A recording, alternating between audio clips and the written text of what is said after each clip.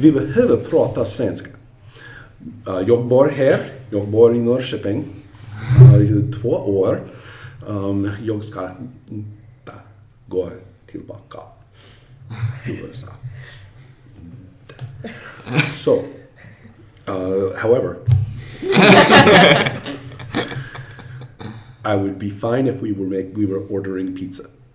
That's good. And That's all those things. I think it's very good for living only for 2 years. Well, thank you. But if you ask me, what would you have done if it was yesterday? Vad skulle du Vad skulle du göra som det var igår? Jag kan inte. There's no ifs and woods and things like that. That's whoa. Yeah, but English is fine. I know, but it's bad practice for me. Yeah. So. It's good practice for us. Okay. Well, I want to introduce you a little bit to what I am doing, because the worst thing you could possibly do is say, well, we're going to play Old RuneQuest, and everybody says, Glorantha, fantastic. And then I say, it's not Glorantha. But what am I doing?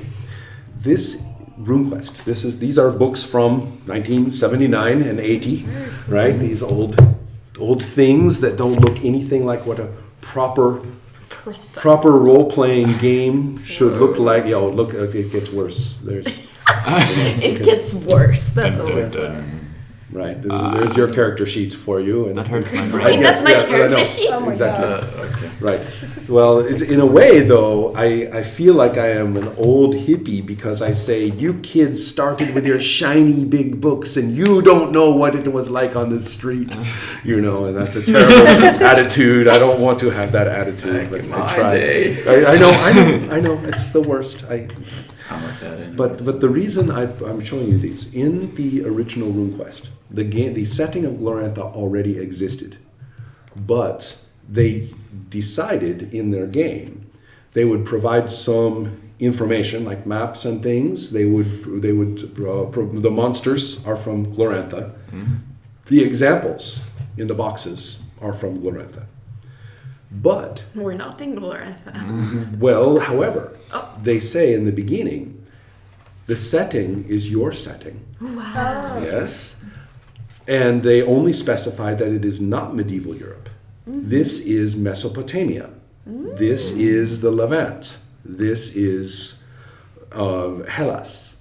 This is not, get out of your stupid knights, get out of your stupid Europe and go to the valley of the rivers, where there are lots more people and they knew how to bathe and to write and things like that. So compared to the peasants of Europe. Absolutely correct. And so they said, okay, in our magic system especially, we will provide you with these tools, these runes, to make your ancient gods. Ooh. You combine the runes yourself to make your own pantheon.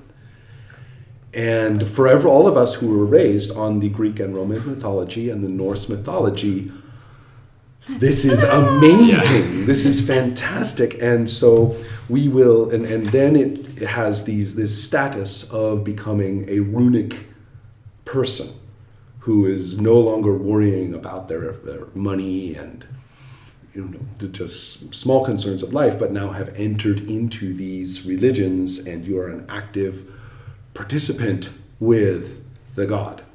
And the gods do not actually act. They are not literally sitting up there acting. That was long ago when they did that. Mm-hmm. But their power still moves the world. They have left us. Yeah. They saw humans and they were like, no. In the mythologies, they say there is the god time, there is this time, which is the hero time. Oh.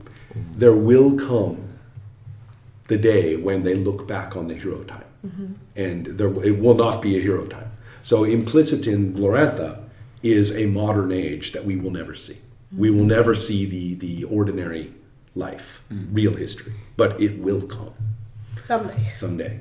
So therefore, I got to thinking about this, and I said, I've wanted to do this since I had these books. I have played using the Gloranthan setting for many, many years, and I love it, and will debate everything about it, like everyone will. But I also know that the creators put a lot of value in saying, well, we made something we really like, but you can do it. And so I took these books, which are really the big Gloranthan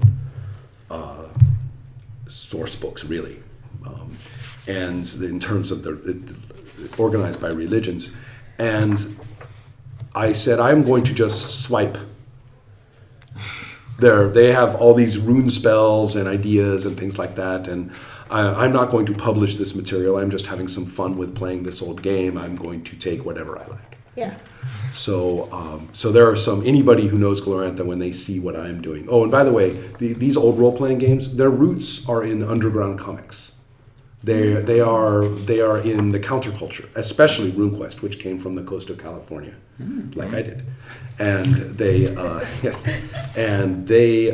but they are very, they are not crude in terms of being offensive, but they are not trying to please anybody. Naked people are naked people. That's and you can see it on the. You would not believe some of the covers of the original games. They are extremely explicit. Oh yeah, like you kind of see them online sometimes. Heavy metal. Yeah. You're like, oh, right. Yeah, That's how it looks. that's where they come from. That's where the boobs come from. I'm thinking like and the heavy metal. Absolutely. Yeah. My Absolutely. dad likes heavy metal, so Yeah. I've seen quite a few. Right. Yeah. And so that culture of those comics and those and that kind of fantasy, because D&D fantasy did not exist yet as a commercial phenomenon. So fantasy was whatever somebody wrote. So this comes from that era of thought. And then I got to thinking about this game itself. Now, RuneQuest is notorious for starting with 16-year-old characters who are terribly bad at everything. Well, same. I'm not 16 anymore, but I was terrible at it, like everything. So great, I can relate. It does not match very well with saying we are going to go. We are going to go off and become, and you can become these great warriors and things, but it could be a very rough ride. And I said, and that's why in the back they said playing older characters, and that's why every edition after that has been careful to make starting characters much more competent. But I said, let's go back and find the fun. Let's be dumb. Let's go back and find the fun. What are we going to do? Are we adventurers going on an adventure? No. Coming of age fantasy. Coming of age fantasy is what this is for. And it will do it.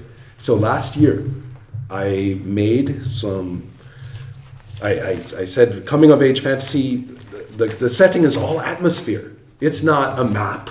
Right? It's all atmosphere.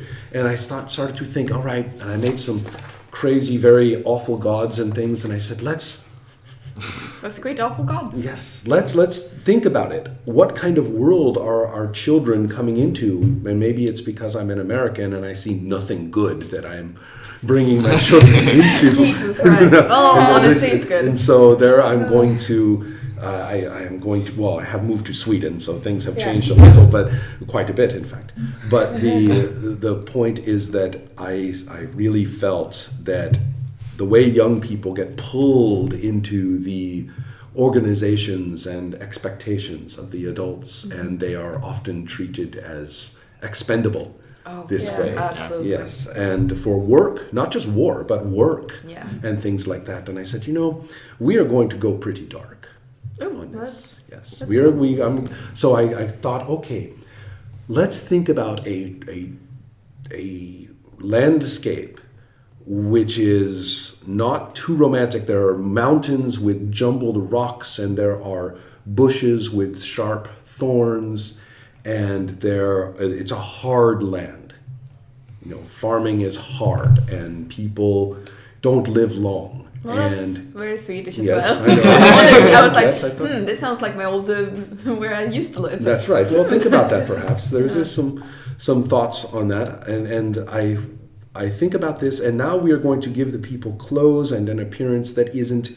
You could see it in an anime and say, okay, this is not real history. This is its own look. And so the people are wearing clothes like a one cloth that has a hood, drapes on their shoulders, and then hangs down to about here, all the way around. And the weather, there's acid rains sometimes, and these are Sweden, it's fine. these are and so the ponchos are important Yeah. to protect, and there's no metal, but there is a very hard wood that can be treated to take an edge. That's very cool. So you have these weapons and things with this wood, and so it's a strange world. The primary domestic animal are spiders. Oh, Big spiders. nice. Right? So they wear cloth, but if you look at the cloth, it's not from plants. The spider silk can be done in many different ways. Yeah. So that's what they're wearing, and so now you're getting the idea. We are being a little weird. I'm hooked. Okay, Yeah. we are here. I like Perfect. weird. Yes. So to tell you only a little bit more, this is a religious culture. The gods, we are very grateful to the gods. They saved us all. There are 4 primary gods. There is the chief, the mother, and there's the witch. Because the woods and the wilderness, we have to learn to live with the woods and wilderness. Pretty scary Respect it. out there, Respect but it, you yeah. respect it. And then there is another god that the children are not really taught much about. You know that there are periodic rituals that everyone must observe, and everyone always speaks of it in terms of the price we pay. But you don't need to know about that stuff. Oh, okay. Never mind then. Right. It's fine. So, but those are the, and then there are lots of little gods that are associated with them. The gods are a little scary. They are a little. No way. They are, and the world is a little bit fragmented socially. There's a lot of hardship. There is. We are not talking about huge cities. I'm almost thinking more like a frontier culture, right? So maybe there are some large communities somewhere. Iron Age Sweden does come to mind. There were cities, but they weren't really much of cities. Yeah. And most of the communities are scattered out through clans and scattered out through regions. So it's a little bit like that.